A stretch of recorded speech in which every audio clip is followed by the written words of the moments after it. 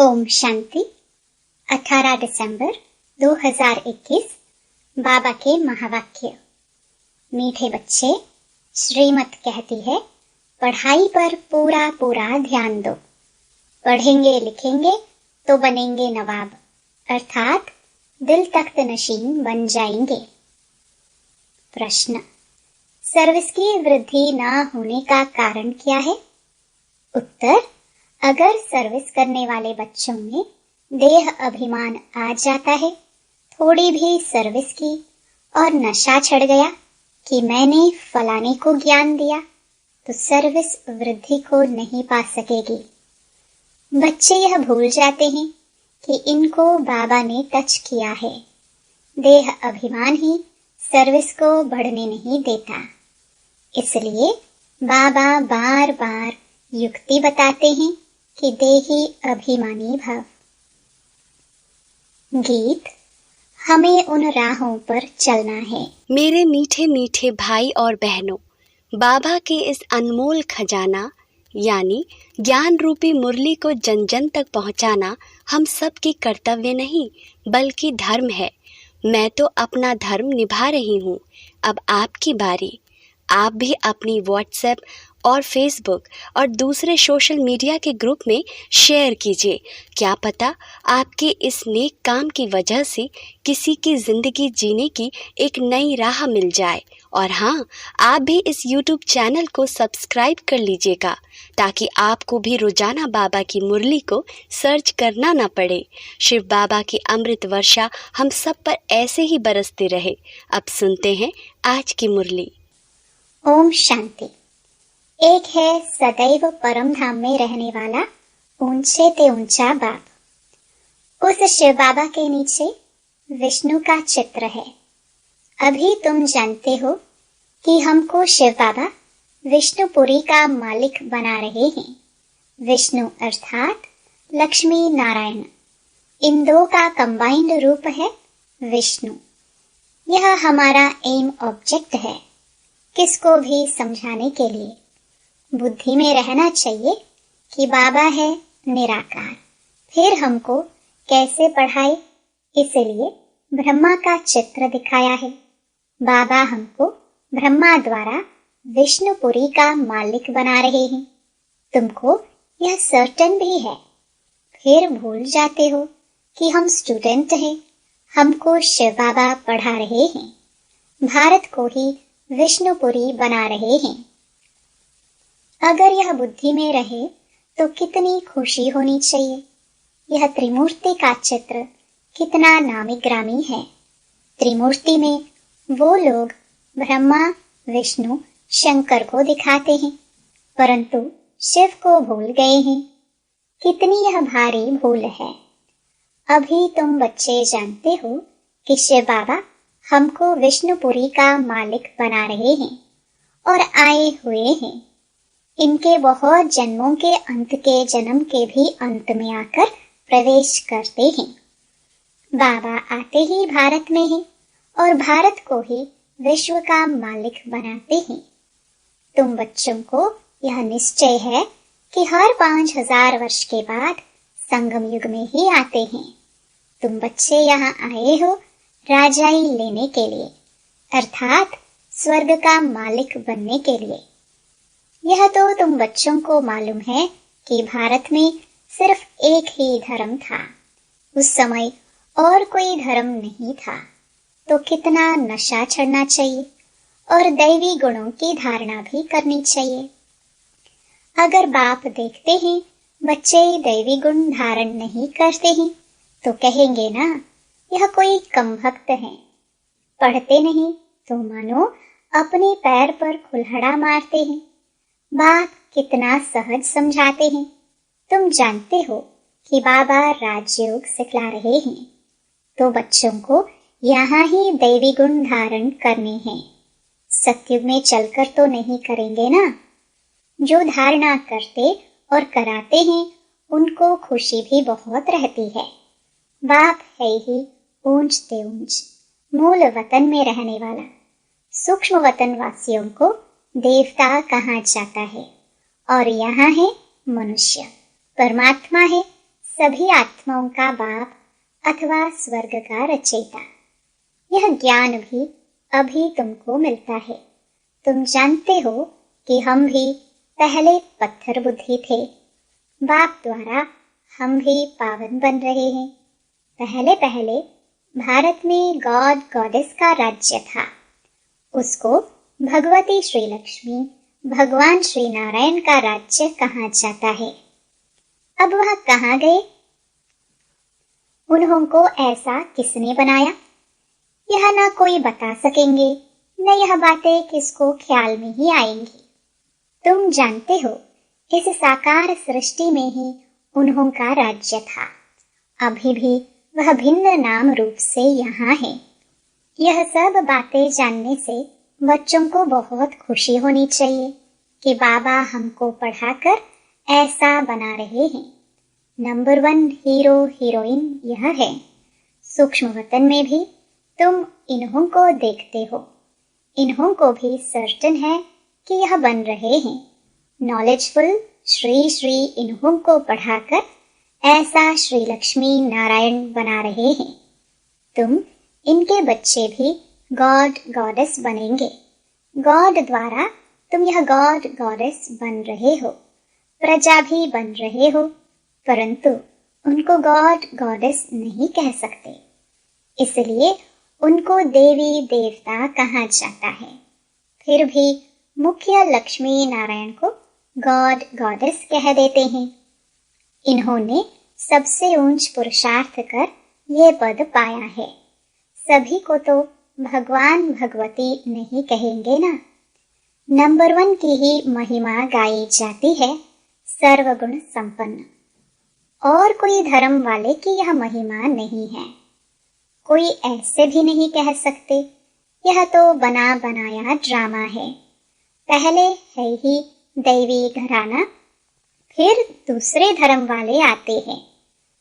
तुम बच्चों को भी पुरुषार्थ कराया जाता है। जिन्हों का पाठ है वही स्वर्ग में आएंगे, बाकी सब शांति धाम में चले जाएंगे। इसमें कोई का प्रश्न नहीं उठ सकता। अब मांगते भी हैं हमको शांति मिले, स्वर्ग को तो वह जानते ही नहीं। तो बाबा उन्हों की आश पूर्ण कर देते हैं और भारतवासी स्वर्ग को याद करते हैं, परंतु यह नहीं जानते कि स्वर्ग में लक्ष्मी नारायण का राज्य था। अब तुम्हारी बुद्धि में है कि हमको भगवान पढ़ा रहे हैं, भगवान भगवती बनाने के लिए। फॉरेन वाले तो शांति धाम को स्वर्ग समझते हैं गॉड फादर वहां रहते हैं। तुम जानते हो, हेवन अलग है, शांति धाम अलग है।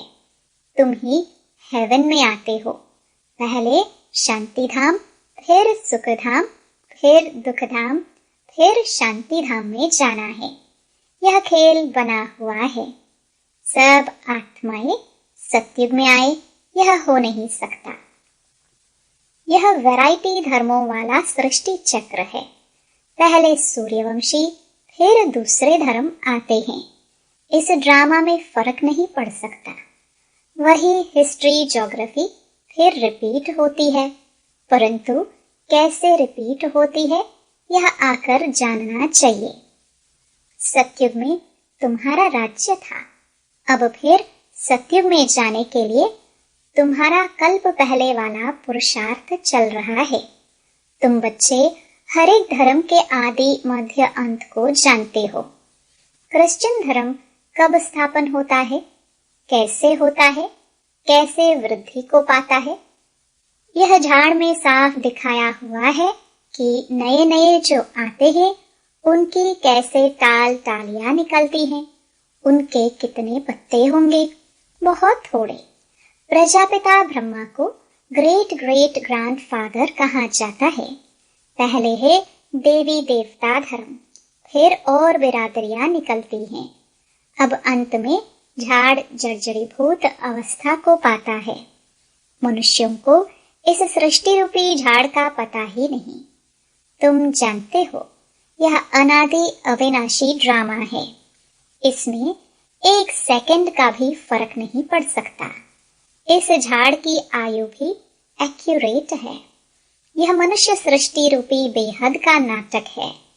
यहाँ हम आते हैं पाठ बचाने। यह ज्ञान बाबा ही समझाते हैं। यह शास्त्र सब भक्ति मार्ग के हैं। आधा कल्प भक्ति मार्ग चलता है, उसमें एक सेकंड भी फर्क नहीं पड़ सकता। इस ज्ञान की प्रारब्ध भी एक्यूरेट आधा कल्प चलती है। जिसने जो पाठ बजाया है वह बजाएंगे।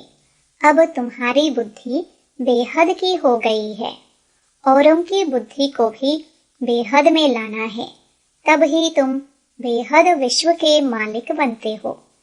निराकारी दुनिया में है निराकारी बाप और निराकारी आत्माएं सब बच्चे। सूक्ष्म वतन का पाठ तो बहुत थोड़े समय का है। अब इस साकारी दुनिया में सबसे नंबर 1 सुप्रीम कौन है? लक्ष्मी नारायण। सुप्रीम बाप ही सुप्रीम धर्म की स्थापना करते हैं और कोई भी धर्म को तुम सुप्रीम नहीं कह सकते हो। अभी तो सभी तमो प्रधान है। एक बाप ही है जो एवर प्योर है, एवर सुप्रीम है। बाकी सबको सतो रजो तमो में आना है।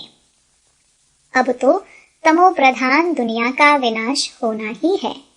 इन आंखों से जो कुछ देखते हो सब विनाश होने वाला है। अब नया मकान बनता है तो पुराना खत्म करना ही पड़ता है। तुम बच्चे नई दुनिया का साक्षात्कार भी करते हो। अब पुरानी से दिल हटानी है। गीत है ना, जाग सजनिया जाग।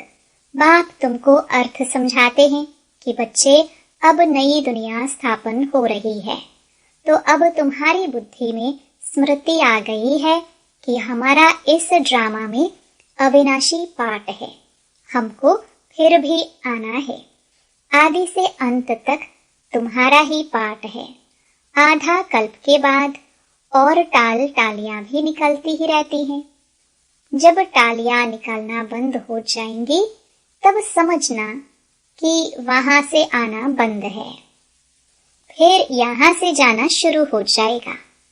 फिर यह सब इतने आत्माएं कहाँ जाएंगी? यह तुम बच्चे जानते हो। सत्युग में बहुत थोड़े मनुष्य होंगे। एक बिरादरी की फिर कितनी वृद्धि होती है, कितना बड़ा झाड़ होता है। अभी सभी तमो प्रधान मनुष्यों का नाटक है अथवा कांटों का जंगल है। यह मनुष्य सृष्टि झाड़ एकदम विनाश नहीं हो जाता है। भल कितने भी तूफान आए परंतु एकदम विनाश नहीं होता है। परिवर्तन जरूर होता है। अब तुम बच्चे कांटों से फूल बन रहे हो। यह बात भी जब धंधा दौरी में जाते हैं तो भूल जाते हैं। जिनको धारणा होती है वह सारा दिन विचार सागर मंथन करते रहते हैं कि कैसे हम सर्विस करें अथवा कांटों को फूल बनाए। बाप सबसे बड़ा धर्मात्मा है जो साधुओं का भी उद्धार करने वाला है। बाप जब तक साकार में ना आए तो मनुष्यों का उद्धार कैसे हो? बाकी प्रेरणा से थोड़ी होगा। तो बाबा आकर सारा ज्ञान देकर तुमको त्रिकालदर्शी बनाते हैं। तो तुम बच्चों को कितना नशा रहना चाहिए। बाबा बहुत युक्तियां बताते हैं कि ऐसी ऐसी सर्विस करेंगे तो बहुतों का कल्याण होगा। बाप को याद करो तो विकर्म विनाश हो जाएंगे और चक्र को याद करो तो चक्रवर्ती राजा बन जाएंगे। औरों को भी बनाते जाओ। जैसे पढ़ाई से मनुष्य बैरिस्टर बन जाते हैं, तुम मनुष्य से देवता बन जाते हो। बाबा कहते हैं अगर आप समान नहीं बनाते तो गोया सर्विसेबल नहीं बने हो। सर्विस किसकी छिपी नहीं रह सकती। तुम्हारा भी अंत में प्रभाव निकलेगा। अभी तो बच्चों की अवस्था नीचे ऊपर होती रहती है। कुछ परीक्षाएं आती हैं तो बच्चे मुरझा जाते हैं। तुमको भी फील होता होगा कि आज हमारी अवस्था याद में टिकती नहीं है। दिशाएं तो बदलती रहती है ना। बृहस्पति की दशा उतरती है तो एकदम नीचे गिरा देती है। बीमारी भी कर्म भोग है जो सर्विस नहीं कर सकते। अभूल तो अंत में ही बनेंगे, परंतु सदैव यह नशा रहना चाहिए कि हमको परमपिता परमात्मा पढ़ा रहे हैं, भगवान भगवती बनाने के लिए। अभी अगर फेल हुए तो कल्प कल्पांतर तुम्हारा ऐसा पाठ हो जाएगा। बाबा भी साक्षी होकर देख रहे हैं और अपने को भी देखना है कि हम क्या सर्विस करते हैं। कभी कभी माया बच्चों को थप्पड़ लगा देती है। श्रीमत पर न चलने के कारण माया मार मार कर मुर्दा बना देती है। सर्विस भी नहीं कर सकेंगे। नहीं तो देख भी रहे हो कि माताएं कितनी सर्विस करती हैं। कोई कोई तो देह अभिमान में आकर कहते हैं हमने इनको ज्ञान दिया। यह भूल जाते हैं कि बाबा ने इनको टच किया है बच्चों का नाम बाला करने के लिए। देह अभिमान होने के कारण जो सर्विस होनी चाहिए वह नहीं हो पाती है। फिर कहते हैं बाबा भूल हो गई। बाबा ने समझाया है। बड़े आदमियों को बहुत युक्ति से समझाना है, उन्हों से ही आवाज निकलेगा और वाह वाह होगी। परंतु बच्चों को अर्जुन योग की पावर धरनी है।